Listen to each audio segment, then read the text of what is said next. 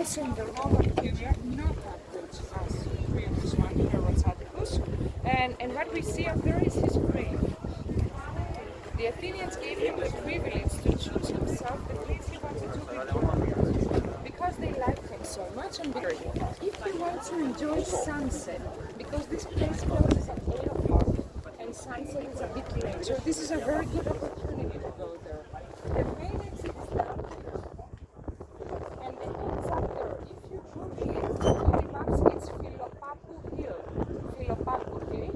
It's for free, you don't have to pay anything there.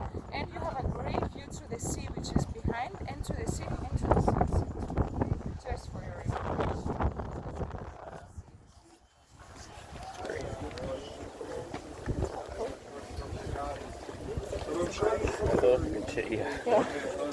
Chair.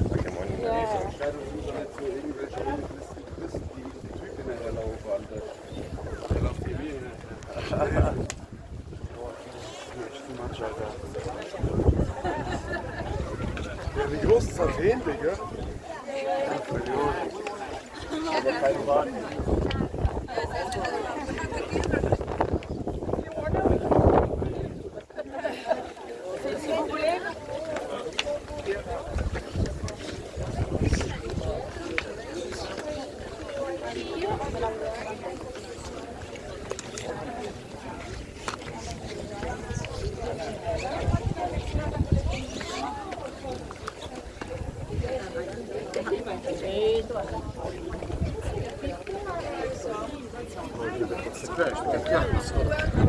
Rychło w czas. So we have the theatre, the hospital, the marketplace, the amphitheatre, and now in front of us there is a plateau, like a flat area. This is the so-called Nix. This is an open-air parliament, let's say that, a place where the Senate was gathering. On the right side, you see a rock with some people on the top. I'm not sure if you can see this. This is the so-called Acropolis. This was the court place. On the top there was a Mars building, a Mars temple, and the judges were standing on the top doing their job, and the people participating were underneath, watching upward, let's say so. And on the right side, we have a green area. This is a park, and it's the ancient Agora. Agora is the marketplace or the forum. It's a place where people met, the place, and it's also a marketplace to buy stuff. Inside the Agora, we have a temple. This is the temple dedicated to Hephaestus, the one who opened the head of Zeus. Remember the story, the goldsmith? This is placed there because this was the neighborhood of the goldsmiths. And inside the Agora, we had cavernas, bars, cafes in ancient times, and of course a lot of administration buildings. And since this was the place where the whole city met, because they didn't have any phones or books or internet to pass their free time, this was also the workspace of the philosophers. So imagine Socrates, Plato sitting down there in the Agora and picking up their clients. Okay, let's talk about what's behind. Wait, let me change. Okay.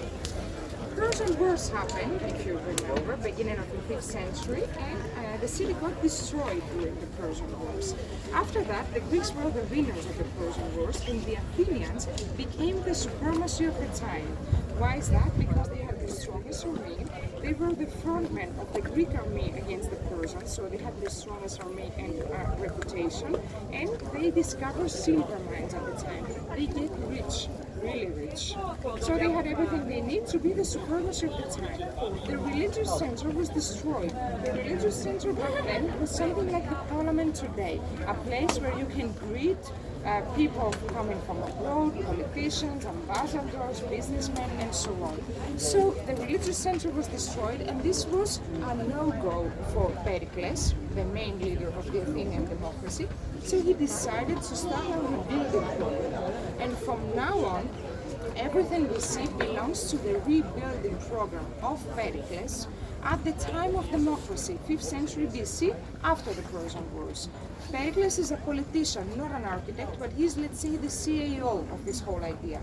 One of the first things that he builds is what you see up here. This is just the entrance. There's no temple in that. This is just a gate. Do the Athenians really need a gate this big? Not really, they are the strongest, the most powerful ones. Everybody respects them. The only reason this entrance is so huge is to make a political impression. He wanted to impress the visitors.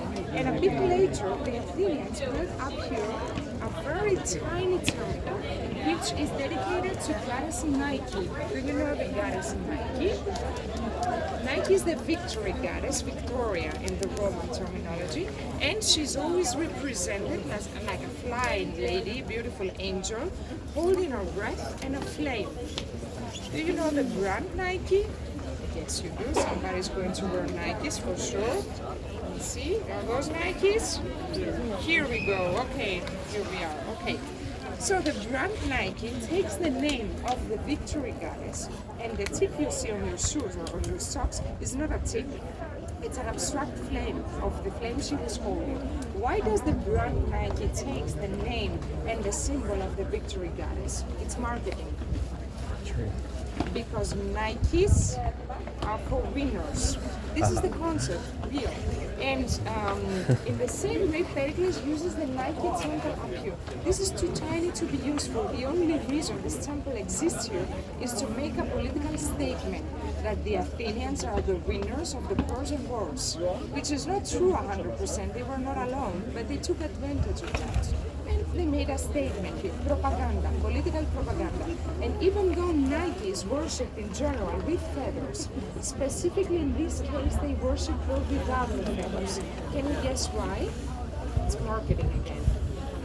Because victory should never fly away from the city. They trap her here. It's marketing again. Now I understand you're a bit confused. How did people understood those messages? Do you use social media? TikTok, Instagram? Have you seen something going viral? A trend? I guess you have. Most of the times, you only see of a trend, just see an image or a video. There's no explanation underneath. This is a trend now because, or this is viral because.